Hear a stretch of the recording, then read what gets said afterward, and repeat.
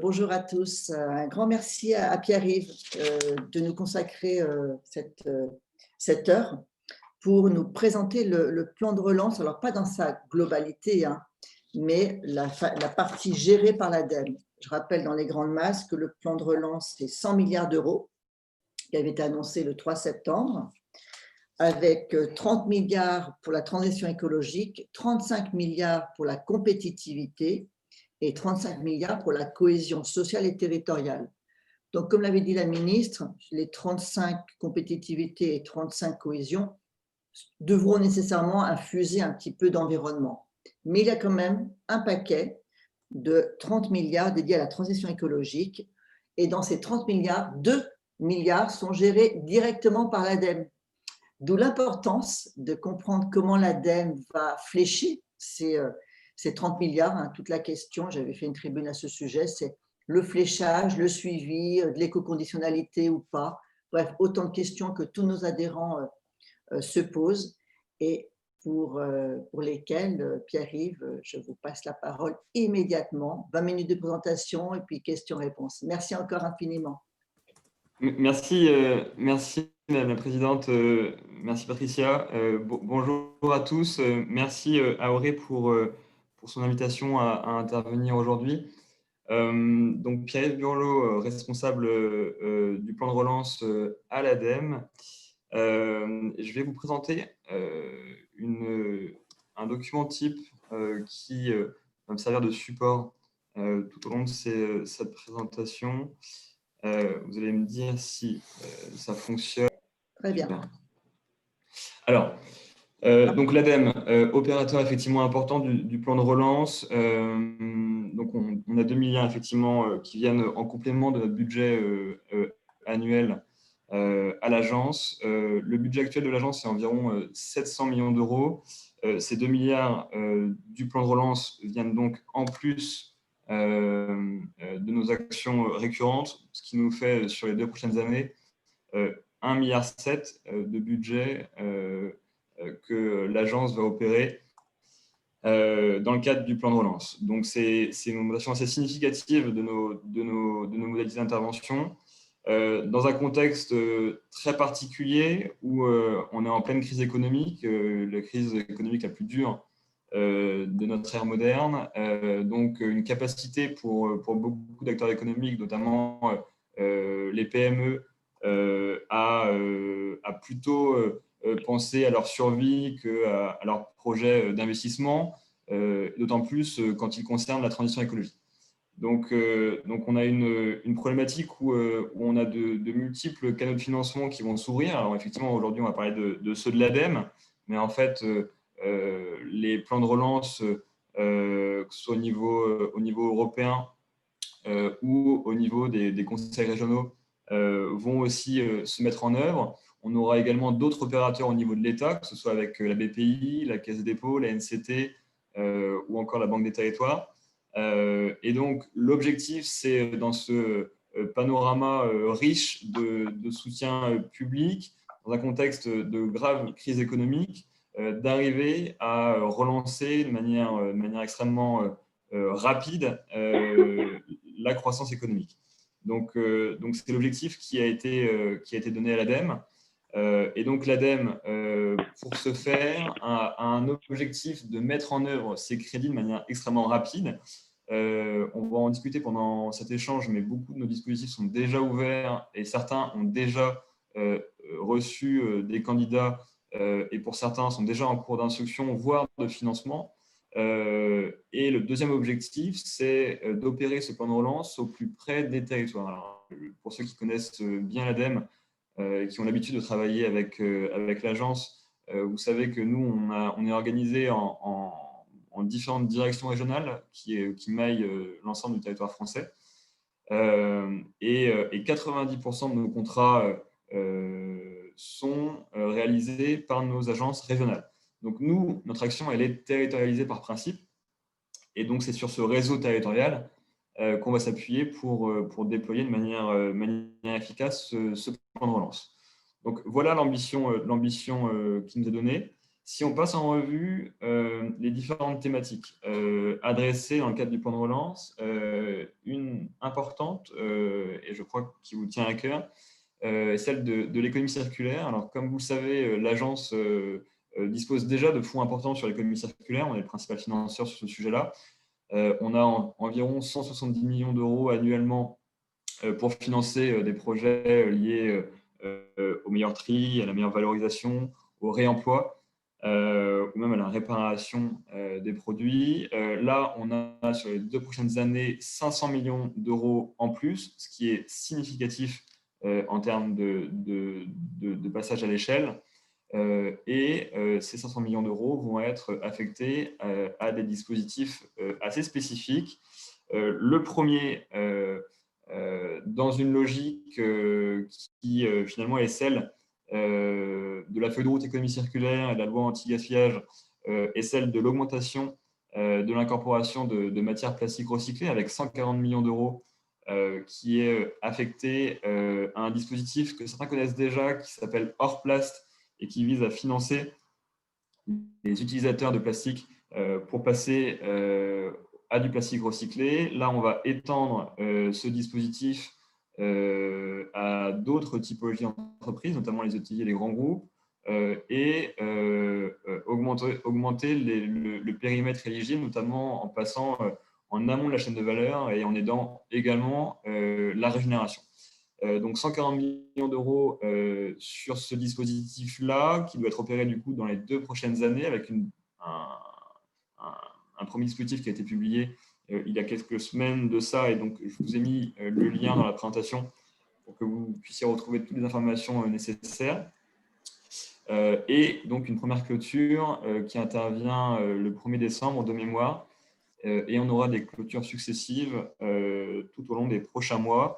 En termes d'ordre de grandeur, Orplast 1 et 2, auxquels j'ai fait référence tout à l'heure, étaient dotés, eux, de 25 millions d'euros et sur une période d'environ 5 ans.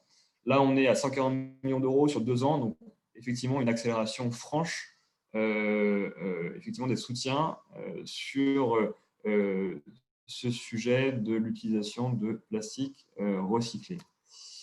On a ensuite 2 principales lignes que certains connaissent déjà pour les mobiliser de manière récurrente depuis déjà plusieurs années à l'agence. C'est sur les installations capacitaires. On va financer effectivement à hauteur d'environ 150 millions d'euros différents projets d'investissement capacitaire, que ce soit dans les centres de tri, avec notamment l'objectif de finaliser l'extension des consignes de tri d'ici 2022. Dans les installations de recyclage, on a parlé effectivement du plastique, mais on vise les différents types de recyclage. Alors, on peut parler du textile, on peut parler d'autres types de déchets. Pour les centres de tri, j'ai parlé des emballages, mais on vise l'ensemble des typologies de déchets, les déchets d'activité économique, notamment ceux issus du bâtiment en préfiguration effectivement de la REP que certains connaissent bien et qui normalement doit entrer en vigueur au 1er janvier 2022.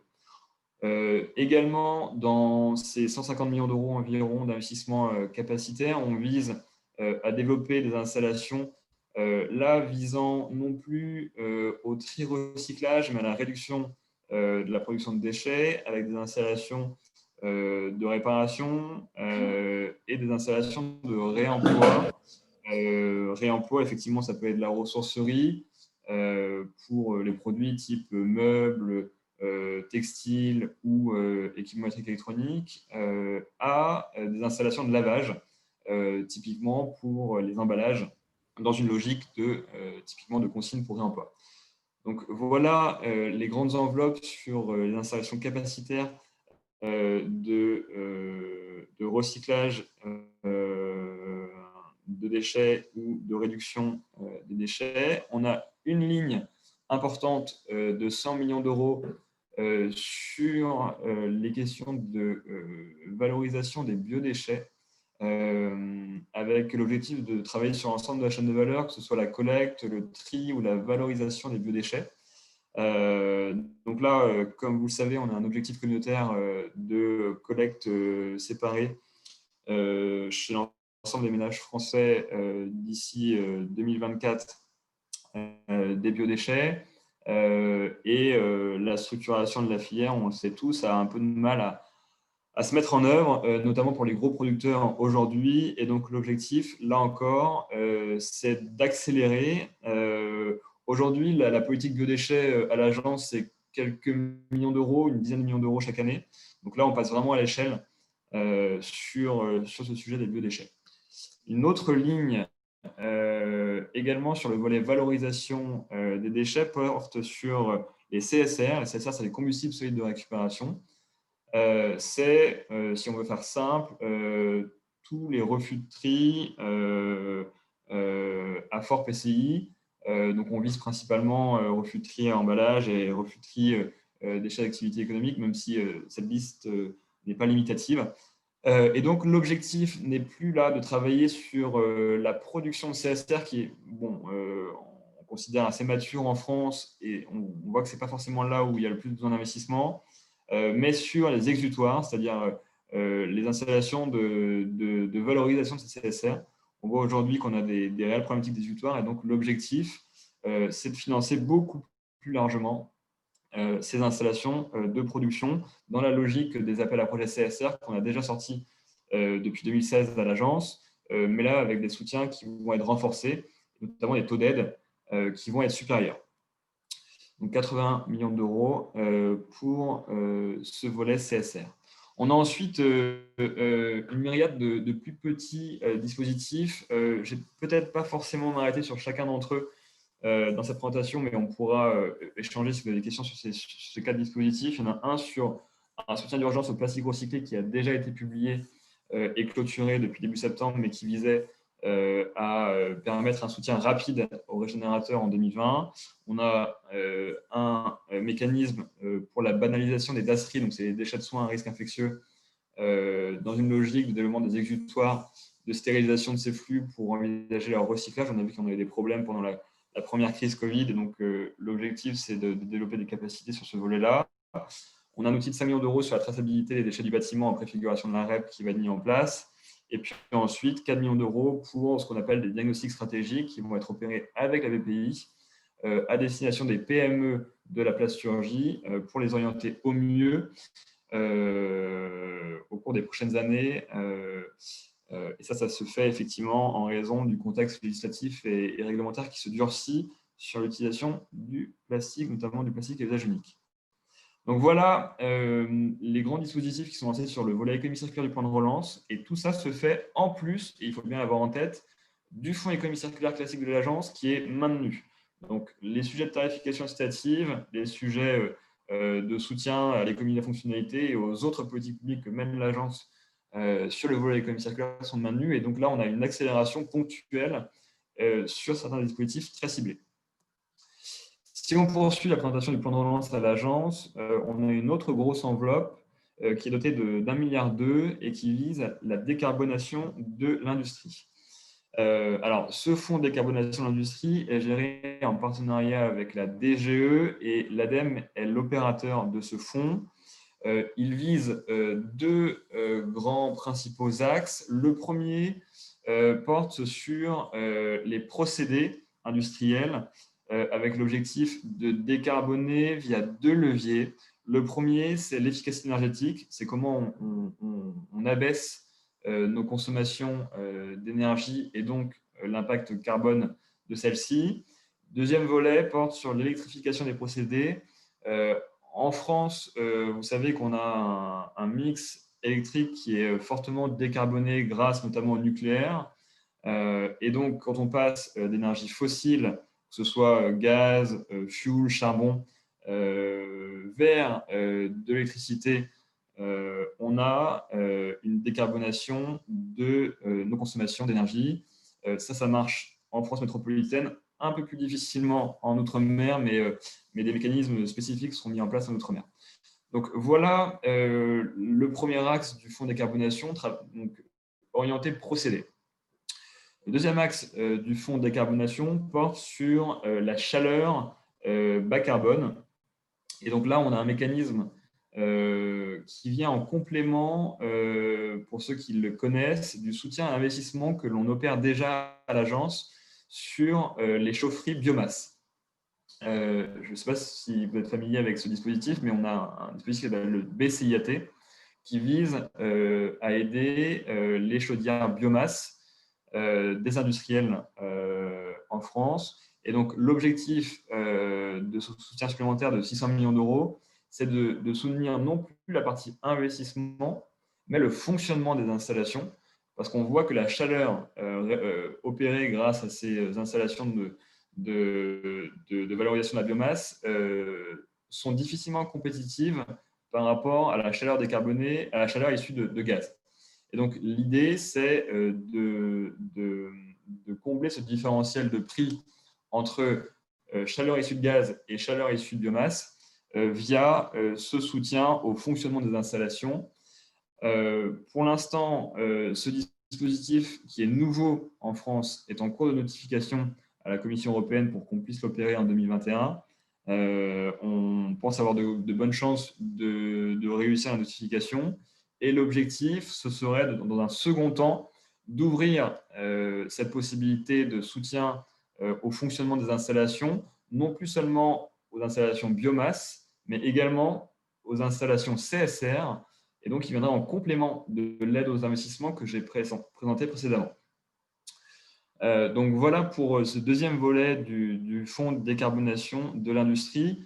Pour information, ces deux axes ont déjà fait l'objet de publication d'appels à projets depuis septembre. On a déjà des clôtures qui ont été d'ailleurs des belles moissons sur ces deux dispositifs, avec plus de 100 candidats sur les deux au total. Et ces dispositifs seront reconduits, bien sûr, d'ici la fin de l'année et sur 2021-2022. Donc voilà pour le fonds de décarbonation industrie. Ensuite, la troisième grande enveloppe sur laquelle l'agence va être mobilisée porte sur l'hydrogène. Pour ceux qui ont suivi les débats autour de l'hydrogène, on a un plan hydrogène d'ici 2030 qui prévoit 7 milliards sur cette technologie. On a, dans le cadre du plan de relance, 2 milliards qui sont orientés sur l'hydrogène, et l'ADEME va être opérateur d'une enveloppe d'environ 300 millions d'euros pour l'utilisation de l'hydrogène. Donc, on n'est pas sur la partie production, ni sur la partie même démonstrateur, sur ce volet-là. On est sur la partie utilisation de l'hydrogène, donc tout ce qui est usage. Et donc, l'objectif, c'est de financer des écosystèmes territoriaux qui vont être des utilisateurs en local de cette énergie, que ce soit pour le transport ou pour l'industrie. Donc, c'est un appel à projet qui avait déjà été publié en 2019 par l'agence, mais sur des enveloppes moins importantes, et donc qui est amplifié dans le cadre du plan de relance. On a ensuite des enveloppes moins significatives en termes de montant à l'agence, mais qui sont quand même importantes de par, encore une fois, le saut par rapport à ce qu'on faisait précédemment. On a un volet réhabilitation des friches industrielles. Pour ceux qui ont suivi les débats sur l'artificialisation des sols, dans le cadre du plan de relance, on a 300 millions d'euros qui ont été dédiés à la lutte contre l'artificialisation. Et donc, sur cette enveloppe de 300 millions d'euros, environ 260 vont être gérés par les EPF, donc les établissements publics fonciers, pour des projets de réhabilitation, notamment de centre-ville ou de centre-bourg, pour dégager du foncier disponible sur la base de réhabilitation. Et 40 millions d'euros vont être alloués à l'agence pour se concentrer sur la réhabilitation de friches industrielles. Et donc, l'objectif, c'est de faire de la dépollution de ces friches et de la réhabilitation. Et donc, sur une enveloppe qu'on gérait précédemment hors plan de relance d'environ 3-4 millions d'euros, là, on passe en annuel à 20 millions d'euros, donc sur 2 ans à 40, ce qui fait effectivement un saut assez important. Et quand avant, on finançait plutôt des opérations exemplaires, là, on va plutôt financer du déploiement de réhabilitation. Une autre enveloppe plus faible, effectivement, que celle que j'ai pu présenter précédemment, mais qui est assez importante pour l'agence, puisque c'est une nouvelle action pour nous. On travaillait historiquement sur le tourisme durable, plutôt sur les logiques de conseil et d'accompagnement ponctuel des acteurs, surtout sur des démarches d'exemplarité territoriale. Là, le gouvernement a souhaité accélérer dans la transition écologique de cette cible tourisme durable avec une enveloppe de 50 millions d'euros qui donc est affectée à cette cible et donc qui est décomposée en deux sous-enveloppes. Une première enveloppe de 10 millions d'euros sur les restaurateurs avec une cible à 1000 restaurants convertis et puis une enveloppe de 40 millions d'euros pour l'hôtellerie et pour effectivement accélérer la transition de certains hôtels vers la transition écologique. Et donc, l'objectif, là, est plutôt de se centrer sur les cibles rurales. Comme vous le savez, aujourd'hui, le tourisme est gravement affecté par la crise. Et donc, l'objectif, c'est de voir comment on arrive à coordonner cette transition écologique avec la nécessité de reprise économique de ce secteur. Donc voilà pour ce volet de tourisme durable. On a une enveloppe de 10 millions d'euros ensuite sur l'agriculture durable avec du financement de diagnostics pour les exploitations agricoles. C'est un diagnostic gaz à effet de serre qui sera accompagné de deux autres diagnostics, un diagnostic sol et un diagnostic vulnérabilité des exploitations. L'objectif, c'est d'accompagner les exploitants agricoles qui le souhaitent dans cette meilleure connaissance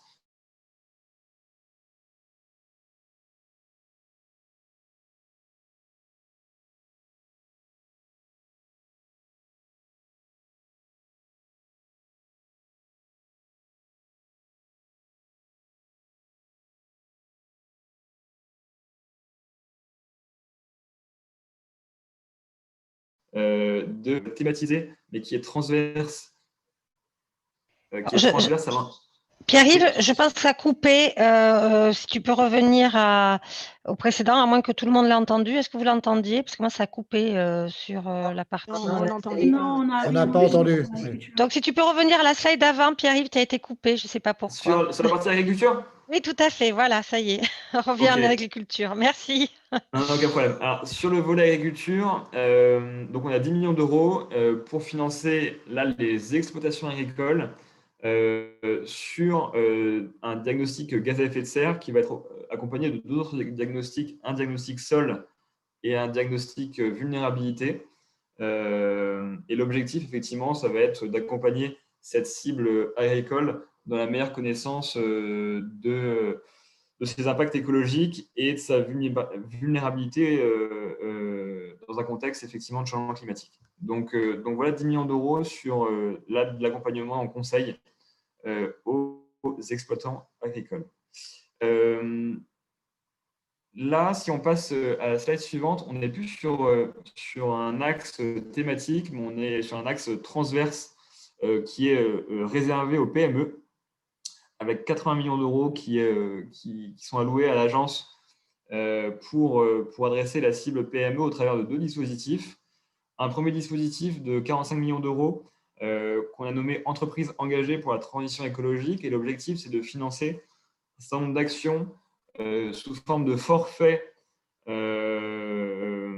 pour accélérer effectivement leur conversion écologique. Alors, ça va être de l'aide au conseil en passant par un soutien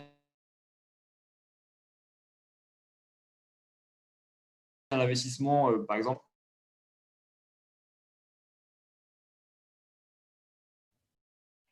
Pierre-Yves, ça recoupe. Et donc, on va. Pierre-Yves, excuse-moi, ça a recoupé pendant quelques secondes donc, sur les entreprises engagées pour la transition écologique, si tu peux redire. Oui, donc entreprises engagées pour la transition écologique. Donc, on a 45 millions d'euros pour financer effectivement des actions sur la base d'un forfait. Un forfait qui va être précisé dans les prochaines semaines par l'agence et qui va pouvoir financer des dépenses type du conseil à de l'investissement. Et on prend effectivement comme exemple un soutien complémentaire à l'investissement dans des bornes électriques pour les parkings des entreprises, par exemple des PME. Donc voilà pour ce dispositif de 45 millions qui n'est pas encore totalement stabilisé, mais qui va l'être au cours des prochaines semaines et qui sera opéré sous forme de forfait. Donc, il y aura une liste d'actions qui seront éligibles et donc un soutien forfaitaire pour chacune de ces actions. Et puis, un deuxième dispositif qui est un soutien, encore une fois, destiné aux PME et qui vise à financer leurs projets d'éco-conception, que ce soit sur le volet dépenses ou investissement. Donc, l'objectif, c'est de financer l'ensemble d'un projet d'éco-conception pour une PME.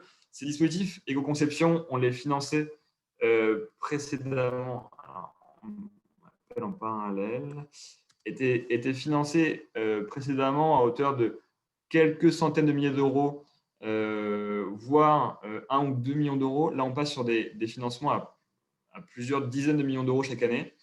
Donc, encore une fois, une accélération assez forte de l'éco-conception des PME. Et enfin, et je terminerai par ça. Oui. C'est bon, Pierre-Yves. Je pensais qu'il y avait une question. Vas-y, on traitera après les questions. Je vais terminer par ça. Je vais terminer par ça. On a un volet innovation avec la poursuite du programme des investissements d'avenir et donc le volet 4 du PIA qui est doté de 3,4 millions d'euros sur les technologies vertes et donc qui va être mis en place dans les prochains mois. Là, on n'a pas encore totalement stabilisé nos stratégies sur les différents marchés clés qui seront visés pour le PIA, mais sachez effectivement qu'on aura un volet innovation qui va être renforcé à l'ADEME sur ce plan de relance. Donc voilà, beaucoup de sujets. Beaucoup d'argent dans un contexte encore une fois difficile de crise économique. Et donc, l'objectif pour nous va être un peu de changer nos méthodes. Nous, à l'agence, on est en train d'opérer une réforme de nos modalités pour ne plus être dans la sélection de seulement les 5 ou 6 meilleurs pourcents des dossiers déposés, mais vraiment dans une approche beaucoup plus large de financement. Et donc, encore une fois, si vous avez des projets dans les cartons, c'est le bon moment. Il y a beaucoup d'argent et l'agence est là pour les financer. Je vous laisse maintenant peut-être me poser vos questions. Pierre-Yves, merci beaucoup. Nathalie, avant que tu prennes les chats, une présentation juste très, très générale pour comment déposer nos dossiers. Est-ce qu'il faut attendre les AMI et, vraiment un mode d'emploi pour nos adhérents. Voilà, comment faire très concrètement, de façon très pragmatique. Et après, Nathalie, je te laisserai lister les questions. Et sur l'éco-conditionnalité, c'est en lien avec ma question. Donc, comment on fait et comment vous suivez la bonne attribution des fonds? Merci. Alors, ça, j'aurais dû en parler effectivement dans la présentation. L'ADEME n'a pas attendu le plan de relance effectivement pour essayer de mieux adresser la cible, notamment la cible entreprise. Et donc, on a mis en place pendant l'été une nouvelle plateforme de dépôt des dossiers qui s'appelle la plateforme Agir pour l'environnement et qui permet, en plus d'avoir effectivement une analyse synthétique des dispositifs, d'échanger et de poser des questions directement s'il y en a sur les dispositifs sur lesquels il y a des questions. Donc, pour répondre simplement, nous, on va sortir des appels à projets qu'on souhaite visibles pendant les 2 prochaines années pour pas qu'on soit sur des démarches où les entreprises ont peur de louper la clôture et donc déposent en vitesse des dossiers qui sont mal ficelés en se disant vaut mieux un dossier qui passe dans cette clôture-là parce que c'est là qu'il y a encore de l'argent et je ne suis pas sûr d'en avoir à la prochaine clôture et je ne suis même pas sûr qu'il y ait une prochaine clôture ensuite. L'objectif, c'est vraiment de dire il y a de l'argent, donc pas de précipitation et ces dispositifs vont s'opérer pendant 2 ans. Et par ailleurs, effectivement, de s'appuyer sur la nouvelle plateforme de l'ADEME pour faciliter effectivement la réponse aux différentes questions qui pourraient se poser. Pour le volet éco-conditionnalité. Alors, on a beaucoup travaillé au cours des derniers mois sur le sujet et ça a fait effectivement l'objet de pas mal de débats au Parlement. Alors, on a la chance, nous, à l'agence, par principe, quand on a un dossier qui est financé, ça veut dire qu'il a passé les démarches d'éco-conditionnalité. C'est-à-dire qu'à partir du moment où il a réussi à convaincre l'agence, il est écolo. C'est un peu le postulat que nous, on a à l'ADEME. On ne peut pas dire autant forcément d'autres opérateurs plus généralistes, on pense à la BPI ou à la Caisse, qui n'ont pas forcément cette grille écolo en tête quand ils analysent les dossiers. Néanmoins, effectivement, nous, on essaye de structurer une démarche pour capitaliser sur les impacts écologiques des projets qu'on va financer. Et donc, dans le cadre du plan de relance, on a un certain nombre d'indicateurs qui nous ont été demandés par nos tutelles. Et donc, on va évaluer en amont et à la fin des projets, typiquement, l'impact carbone qu'on a réussi à atteindre, typiquement en faisant chuter, par exemple, l'impact carbone d'une production énergétique ou d'une consommation de matière. Et donc, ces critères environnementaux vont être effectivement au cœur du plan de relance, parce qu'en fait, ils vont être suivis quasiment mensuellement par nos tutelles. Et donc, l'objectif, ça ne va pas être de harceler nos projets avec ces éléments, mais d'essayer d'avoir un suivi au moment du dépôt et de l'instruction et au moment de la clôture des dossiers de ces éléments. Merci Pierre-Yves. Alors, tu as une première question sur les 40 millions pour la dépollution des sites. La question est, est-ce qu'ils seront affectés qu'aux sites orphelins ou plus largement à des sites avec exploitants en fin d'activité? Et il y a une deuxième question de demande de précision sur l'attribution de ces 40 millions d'euros. Alors, ça, c'est une bonne remarque, parce qu'effectivement, l'ADEME a deux dispositifs actuellement.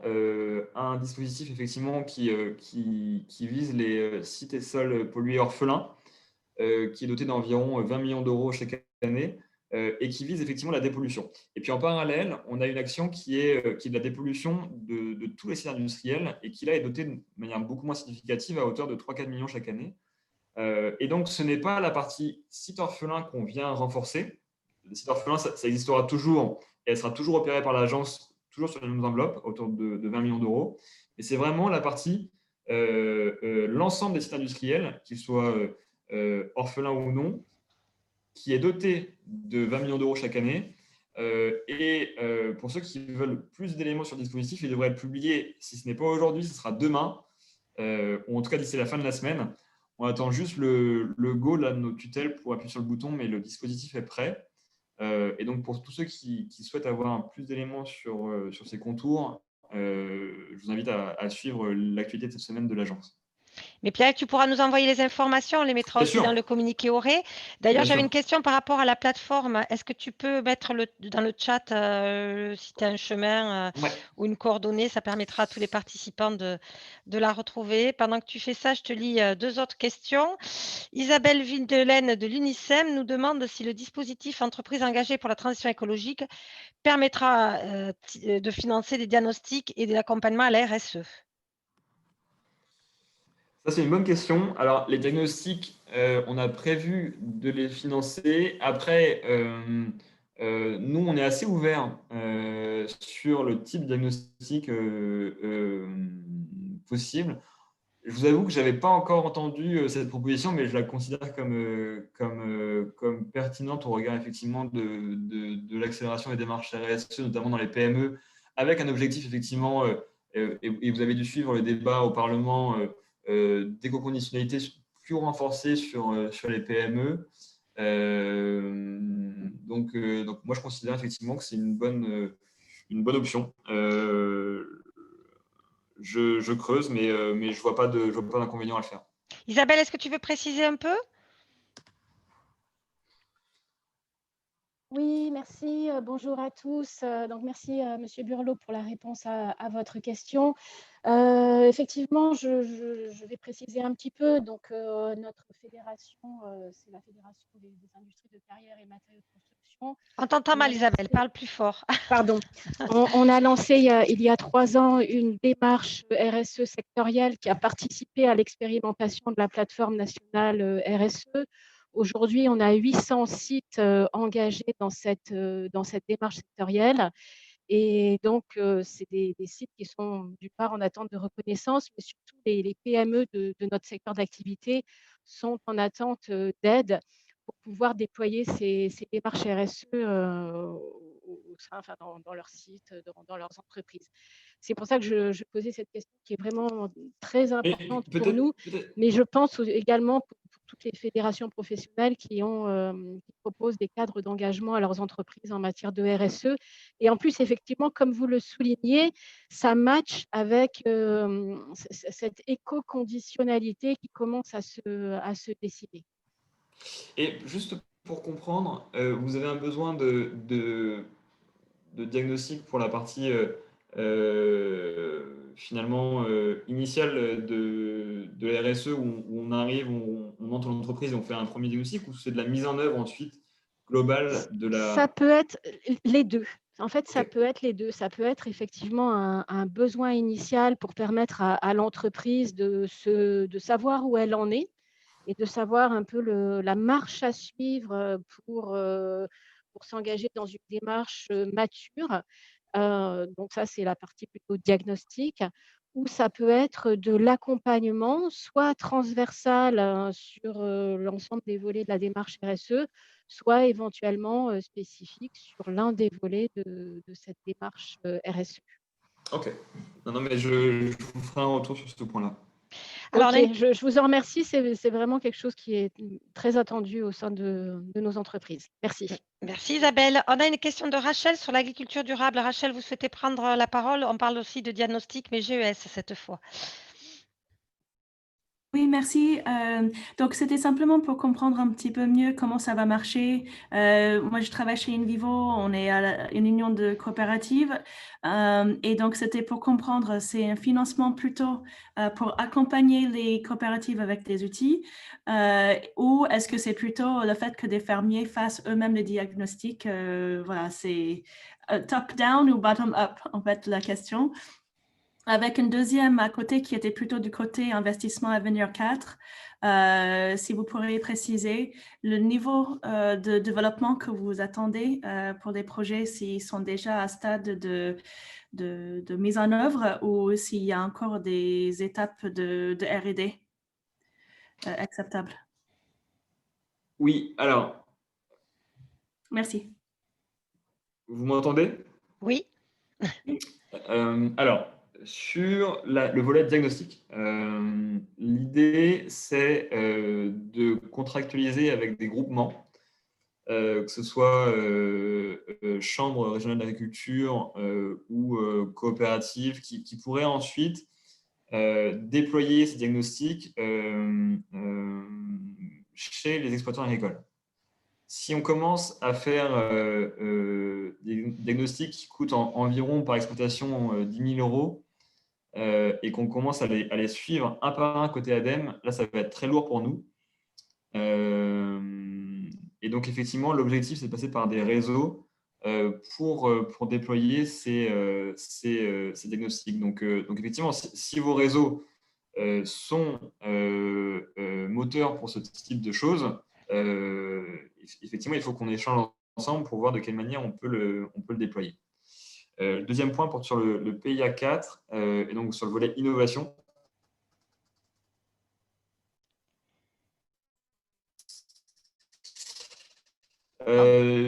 Alors, pour l'instant, sur le passé, mais ce que je peux te dire, c'est que s'il y a de la R&D, ce sera encore éligible.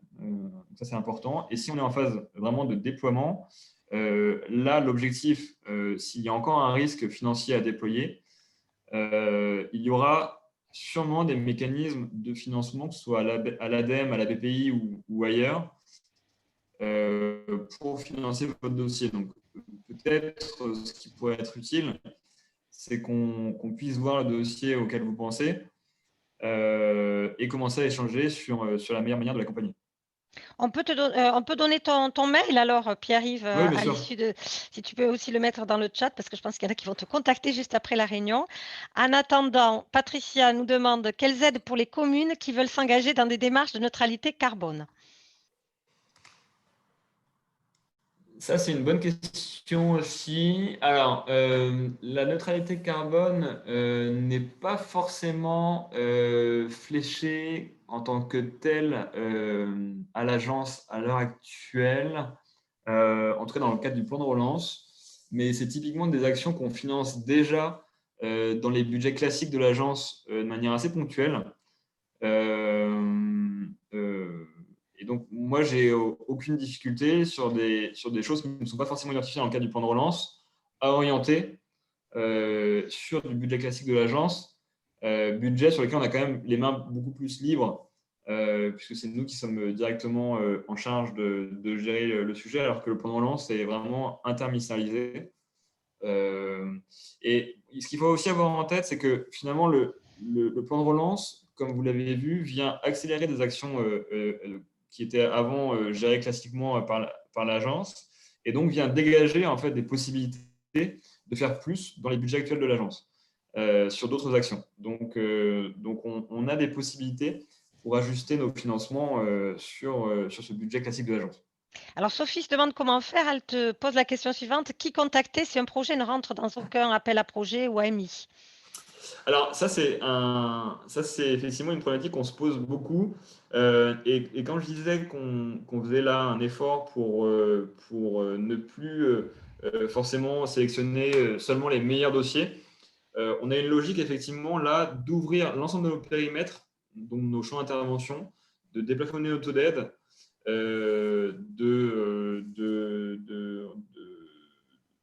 de pouvoir effectivement rendre éligible beaucoup plus de choses à nos appels à projets. Donc cette démarche est là en cours. Elle va se poursuivre jusqu'à la fin de l'année 2020. Typiquement, Hors Place, j'en parlais, qui a déjà été publié, va être ouvert là encore plus en 2021. Et l'idée, c'est vraiment, à chaque fois qu'on a été trop sélectif dans nos champs d'intervention, de pouvoir rectifier le tir. Donc, si on a à un moment des investissements qui couvrent la philosophie du plan de relance, mais qui ne rentrent pas dans les périmètres que l'on a écrits dans les dispositifs, faites-le nous savoir et nous, ensuite, on voit si on fait du gré à gré, ce qui permet d'avoir une démarche assez rapide, ou si on passe par une modification de notre appel à projet. Merci. Alors, une question pour les collectivités locales. Émilie Lacombe, tu veux la poser sur De Cœur d'Essonne?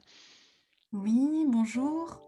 Alors nous, au niveau des collectivités territoriales, on nous a demandé de réaliser un recensement des projets territoriaux portés par la collectivité ou par des acteurs locaux qui pouvaient entrer dans le cadre du plan de relance, avec comme mot d'ordre plus ou moins officiel, premier arrivé, premier servi. Je voulais savoir dans quelle mesure les projets qu'on avait recensés étaient d'ores et déjà intégrés dans les radars de l'ADEME. Alors, j'imagine que ce recensement vous avait été demandé par l'État en déconcentré, notamment les préfets. Oui. Alors effectivement, donc nous on est donc opérateur national du plan de relance, mais dans chaque région va se mettre en place effectivement des comités de suivi du plan de relance présidés par les préfets et qui sont effectivement là pour essayer de coordonner au mieux le besoin du territoire avec les dispositifs qui peuvent être mis en place à l'échelle nationale ou à l'échelle régionale. Mais donc, l'idée, c'est bien de coordonner les deux approches, territoriale et supra. Donc ça, c'est la logique mise en place pour ces remontées. Maintenant, par rapport au premier arrivé, premier servi, alors, nous, on n'a pas du tout cette philosophie-là. Encore une fois, nous, nos enveloppes, elles sont extrêmement larges. Il y a certains dispositifs qui ont été lancés de manière ponctuelle, comme le soutien d'urgence au plastique, qui s'est arrêté en octobre, là, mais qui visait une cible très, très spécifique et qui a eu le temps de candidater. Pour tous les autres dispositifs qui sont généralistes, là, il n'y a pas besoin de se battre pour les crédits. en tout cas, là, on est en phase de début du plan de relance, donc ce n'est pas maintenant qu'il y a des pénuries sur les fonds. Et il est possible, et je ne veux pas après surinterpréter les consignes de votre préfet, mais il est possible que votre préfet souhaite mettre en avant rapidement les projets de son territoire pour les financer rapidement également. Et peut-être qu'il connaît mieux que moi l'organisation de l'État et il sait que les crédits ne sont jamais infinis. Je voudrais juste intervenir. Dans le 92, je suis élu de ma commune. On a eu exactement la même information du préfet du 92 avec le vocable qui n'était pas implicite mais explicite. Première arrivée, premier servi. Donc, effectivement, il y a cette approche au niveau des préfets. Merci Patricia. J'ai une autre question concernant les 5 millions d'euros d'aide à la traçabilité dans le bâtiment. Quel type de projets sont financés? Est-ce que cette aide est destinée aux entreprises? Lesquelles? Etc. Alors ça, c'est un dispositif très spécifique, effectivement. Pour ceux qui ont suivi les débats autour de la REP bâtiment, un des vrais sujets sur cette filière porte sur la connaissance en fait, des flux. On a une réelle problématique de traçabilité. Et donc, c'est dans cette logique, effectivement, qu'on a très vite demandé, nous, à la filière de se structurer pour lancer la traçabilité. Et donc, pour éviter d'attendre le 1er janvier 2022 pour avoir cet outil, le gouvernement a décidé de réaliser les travaux en amont de la REP bâtiment pour que dès 2022, l'outil soit opérationnel et qu'il fonctionne. Et donc, on va lancer là, dans les prochaines semaines, un appel à projet au travers duquel différents candidats pourront se positionner pour justement nous apporter des outils de traçabilité. Et l'objectif, c'est effectivement de créer un contexte favorable à une meilleure connaissance de ces flux dans les prochaines années. Ça peut être un seul outil parce qu'il est spécifique à un matériau spécifique. Ça peut être plusieurs. Pour l'instant, on n'a pas d'idée préconçue sur le sujet. Et donc, ça passera par un appel à projet qui sera publié prochainement et qui sera effectivement ouvert aux collectivités et aux entreprises. Merci Pierre-Yves. Fatia avait une question concernant les diagnostics des sols. Je ne sais pas si elle veut la poser en direct. Oui, bonjour, Fatia Rami. Je travaille également au sein d'Union In Vivo, une union de coopératives agricoles françaises. Donc, je suis la collaboratrice de Rachel Colbé qui est intervenue tout à l'heure pour une question. On accorde en effet un grand intérêt à l'aide pour les diagnostics des sols. Et ma question était de savoir si justement ces diagnostics concernent la modulation intraparcellaire, c'est-à-dire que l'idée est de réaliser donc, des diagnostics des sols pour permettre ensuite au matériel agricole de traiter au bon endroit, au bon moment et avec la bonne dose d'intrants. Que ce soit du coup, pour limiter tout excès d'intrants, en particulier celui de l'azote, du coup pour limiter en effet les émissions de gaz à effet de serre et aussi limiter au mieux la dose d'injection, on va dire, de produits de protection des cultures. Et donc la question ? La question, c'est est-ce que ça va concerner ce type de diagnostic de modulation intraparcellaire ? Oui, alors l'idée, pour ceux qui ont suivi les travaux sur les diagnostics sols de l'agence, je ne sais pas si vous y avez participé avec le service agriculture et forêt de l'agence. Effectivement, c'est de couvrir ce type de choses, mais pas exclusivement.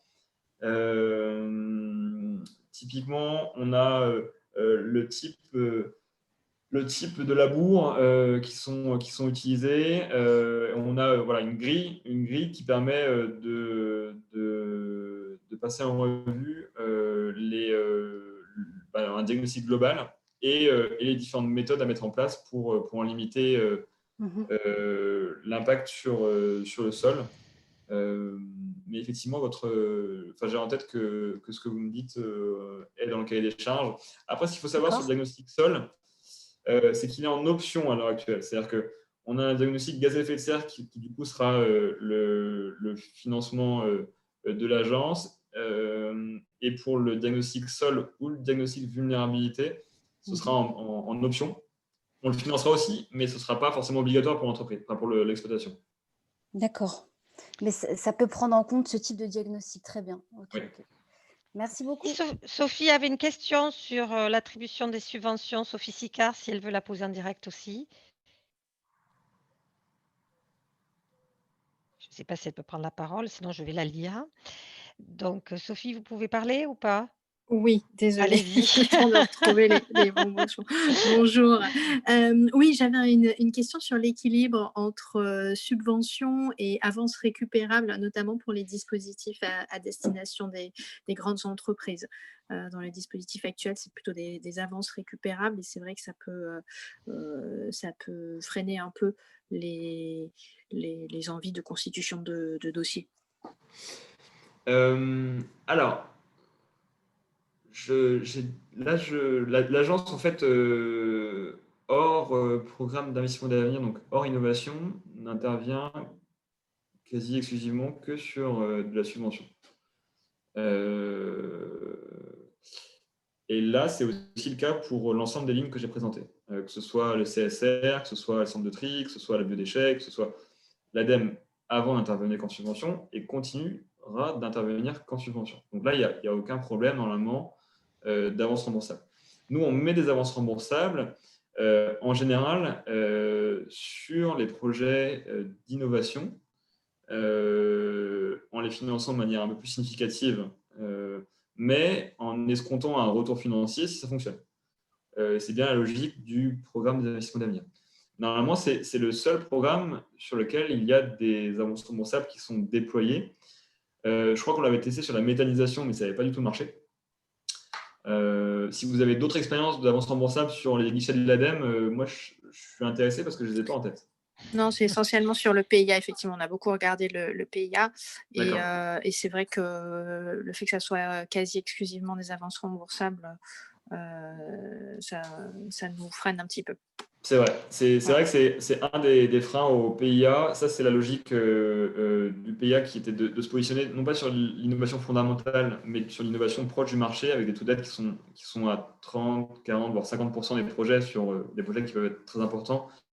Et donc, effectivement, sur la condition à ces taux élevés est le retour financier potentiel si ça fonctionne. Une dernière question de Mathilde Guyadet de Cosmed.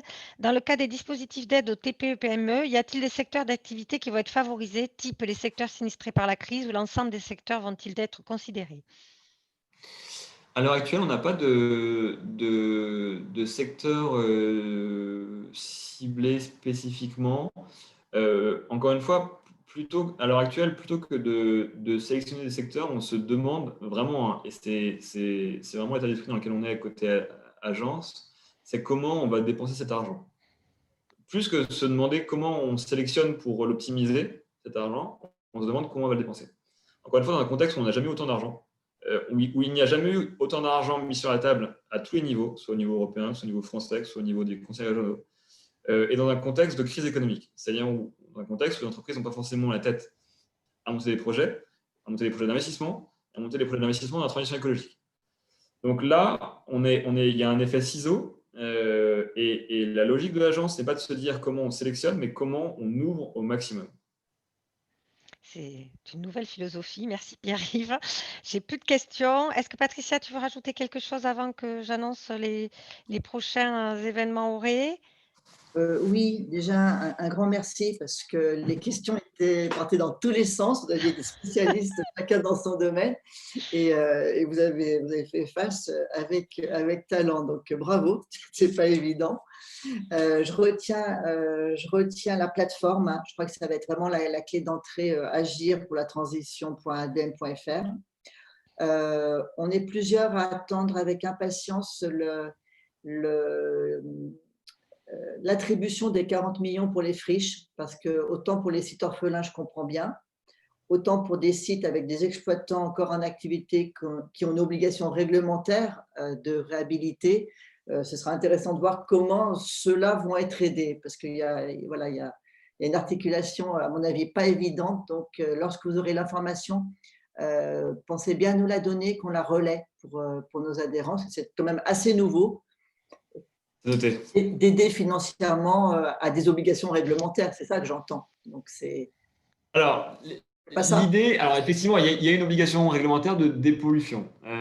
Maintenant, l'idée n'est pas de l'orienter comme ça, c'est de se dire, on a des sites qui, si on ne met pas plus d'argent, ne seront jamais dépollués ou seront dépollués dans très longtemps quand on aura un modèle économique de la dépollution plus robuste. Mais dans l'attente, en fait, on continue à le laisser en friche et par ailleurs à artificialiser. Et donc, l'objectif, c'est de se dire, bon, on met plus d'argent dans la réhabilitation. Et effectivement, on répond à la responsabilité du propriétaire qui est la dépollution par ailleurs. Mais effectivement, nous, on est vraiment sur une grille de lecture où on accélère la décision.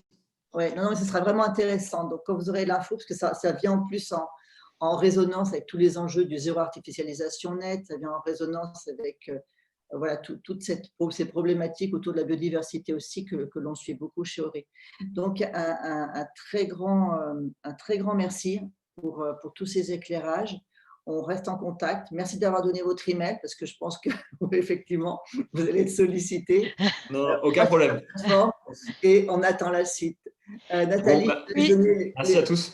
Avant, ne partez pas, j'ai quelques dernières informations à vous donner. Donc, au-delà des friches, déjà, Pierre-Yves, n'hésite pas à nous envoyer tous les appels à projets pour qu'on les partage avec les adhérents parce qu'ils vont tous être passionnés, même si on suit l'actualité de l'ADEME. Je pense que tu auras l'info un petit peu avant nous, donc on la prend en exclu. Merci, je te remercie de mon côté. Je voulais juste vous dire que comme ce sujet du plan de relance vous intéresse, on vous propose le 24 novembre de 10 à 11 une séance d'1 heure, comme on a fait avec Pierre-Yves, sur le plan de relance export, qui va tous vous intéresser aussi. Et 2-3 événements Auré que vous n'avez peut-être pas vu passer, mais qui sont intéressants dans les jours qui viennent. On fait une matinale avec Afilog pour la logistique sur la rénovation énergétique des Tertiaires et Beau le 6 novembre. Une matinale avec l'Ordre des avocats, donc avec Patricia, sur le numérique, empreinte environnementale et économie circulaire, puisqu'on n'est pas loin du sujet de l'économie circulaire aujourd'hui. Et un sujet, pardon Nathalie, un sujet qui est très suivi par l'ADEME, avec de très bons rapports de l'ADEME. Mais on a un intervenant de l'ADEME à cette matinale. Voilà. On ne se quitte plus. Et j'ai vu qu'il y avait pas mal de questions autour du bâtiment, de l'aménagement, de l'urbanisme. On a 2 webinaires à vous proposer qui sont passionnants. Un que nous organisons avec l'ADEME et avec le ministère dans les cadres de circuits de l'économie circulaire que nous organisons pour voir des projets remarquables en aménagement, urbanisme et économie circulaire. Alors évidemment, on ne va pas se promener, hein, ça sera le 17 novembre, mais on le fera virtuellement. Donc le 17 novembre, on ira rencontrer virtuellement le projet de renouvellement urbain des portes du 20e. Et Clotilde est là, elle organise un super webinaire aussi le 19 novembre sur les nouveaux modèles économiques, puisqu'on travaille, vous savez, Auré, on anime le comité francilien de l'économie circulaire qui contient tous les acteurs institutionnels d'Île-de-France, dont l'ADEME, francilien évidemment, mais la région, la ville de Paris, la métropole du Grand Paris. Et on va vous faire un webinaire spécial nouveau modèle économique avec un recueil qu'on vient publier à cette occasion et aussi de l'outillage et des modes assez concrets, opérationnels de mise en place de ces nouveaux modèles économiques. Vous pourrez challenger des acteurs qui les ont mis en place. Voilà les dernières informations que je voulais vous donner. Et si vous avez des besoins, n'hésitez pas, de webinaires concrets comme ça, rapides et qui peuvent vous apporter des réponses à vos questions. N'hésitez pas, on les organisera. Merci encore à tous, Patricia, Pierre-Yves et tous les participants à cette réunion. Bonne journée à tous. Au revoir. Merci Pierre-Yves. Merci. À tous. À bientôt. Merci.